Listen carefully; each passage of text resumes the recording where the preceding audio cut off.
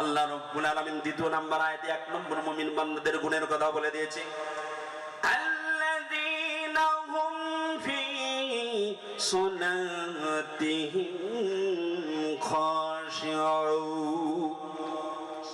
যারা জান্নাতুল ফিরদাউসের অধিকারী হবে, যারা কামিয়াব হবে, তাদের 1 নম্বর গুণ হলো তারা নামাজকে খুশু খুজুর সঙ্গে বিনয়ের সঙ্গে আদায় করবে। আমরা নামাজ আদায় করি কিন্তু খুশু থাকেন, নামাজ আদায় করতে খুজু থাকে না।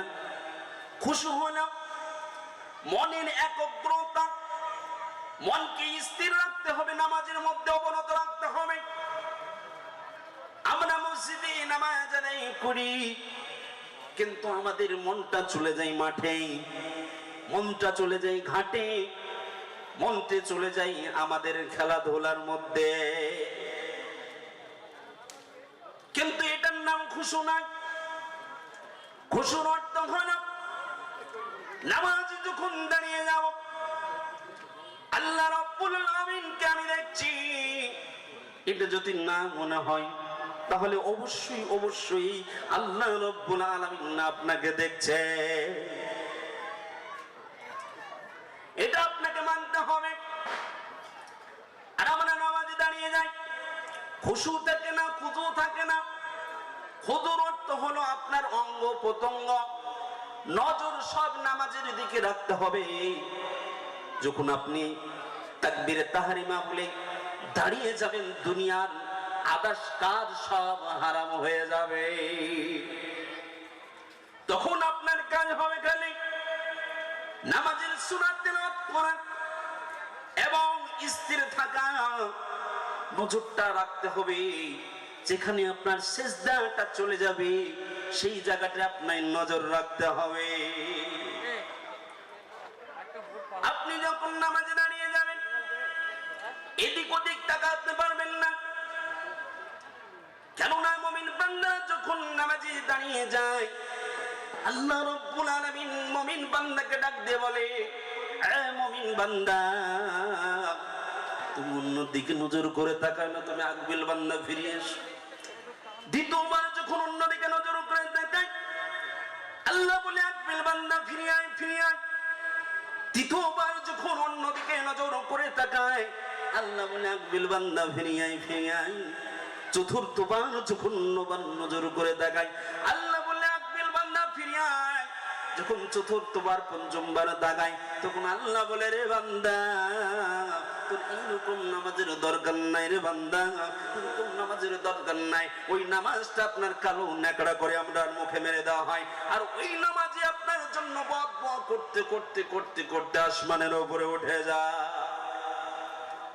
যেই নামাজ আপনি আল্লাহর জন্য আদায় করলেন, আল্লাহ বলছে, রে বান্দা, এই নামাজ তোর দরকার নাই। সেই আল্লাহ যদি বলে, যার জন্য আপনি নামাজ আদায় করলেন, যাকে খুশি করার জন্য নামাজ আদায় করলেন, সে যদি বলে নামাজের দরকার নাই, তাহলে এই নামাজ আপনার কি হবে বলুন? তার জন্য নামাজ পড়তে হলে নামাজের মতন পড়তে হবে। নামাজ পড়তে হলে আল্লাহ রাসূল যেই ভাবে নামাজ আদায় করতে বলেছে সেই ভাবে নামাজ আপনাকে আদায় করা লাগবে। হুজরতে খুবাইব রাদিয়াল্লাহু তাআলা আনহুকে যুদ্ধের ময়দান থেকে ধরে নিয়ে গেছে। খুবাইব রাদিয়াল্লাহু তাআলা আনহুকে মৃত্যুদণ্ড দেয়া হবে। একটা মরুভূমির প্রান্ত নিয়ে যাওয়া হলো, ওই মরুভূমির প্রান্ত গিয়ে এবার মৃত্যুদণ্ড হযরতে খুবাইব রাদিয়াল্লাহু তাআলা আনহুকে মৃত্যুদণ্ড দেয়া হবে।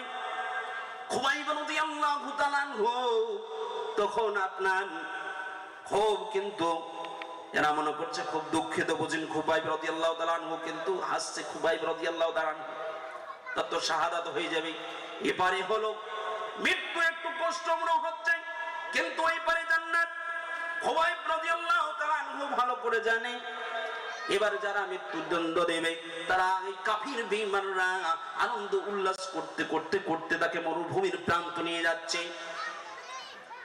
এবার মৃত্যুদণ্ড দেওয়ার আগে দুনিয়াতে যাদেরকে মৃত্যুদণ্ড দেওয়া হয় তাদেরকে জিজ্ঞাসা করা হয়, তোমাদের মনের কি আশা আছে বা কিছু খাবা নাকি, জিজ্ঞাসা করে না? ওই সময় খুবাইব রাদিয়াল্লাহু তাআলা আনহুকে বলছে তোমার কি মনের কোনো আশা আছে নাকি? বলছি আমার মনের এমন কিছু আশা নেই, কিন্তু আমার কিছু একটা মনে আশা হলো, আমি আল্লাহর সঙ্গে দিদার করতে চাই, আমি আল্লাহর জন্য 2 রাকাত নামাজ আদায় করতে চাই। সুবহানাল্লাহ। খুবাইব রাদিয়াল্লাহু তাআলা আনহুকে নামাজের অনুমতি দেওয়া হলো। খুবাইব রাদিয়াল্লাহু তাআলা আনহু 2 রাকাত যখন নামাজ শুরু করে দিলাম, তাতিল আরকাম সহ নামাজ আদায় করছে, রুকু করছে আদবের সঙ্গে, রুকু করছে, সিজদা করছে আপনার আদবের সঙ্গে করছে, সিজদা থেকে উঠছে আদবের সঙ্গে করছে। কিন্তু একজন বেঈমান, একজন কাফির যুবক চটপট করতে করতে সবাই বলে ফেললো, আপনার দাঁড়িয়ে বলে ফেললো, আশহাদু আল্লা ইলাহা ইল্লাল্লাহু ওয়াহদাহু লা শারীকা লাহু ওয়া আশহাদু আন্না মুহাম্মাদান আবদুহু ওয়া রাসূলুহু। সঙ্গে সঙ্গে আল্লাহর উপর ঈমান আনলো। তারপরে দিন আল্লাহ রাসূলের কাছে এসে বলল, ইয়া রাসূলুল্লাহ, ইয়া হাবিবাল্লাহ, আর আমি বেঈমান থাকতে চাই না।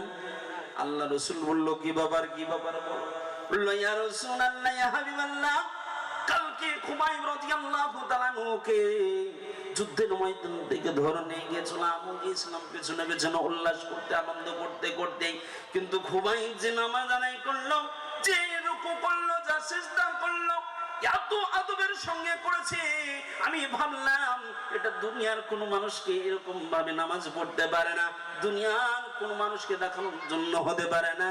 অবশ্যই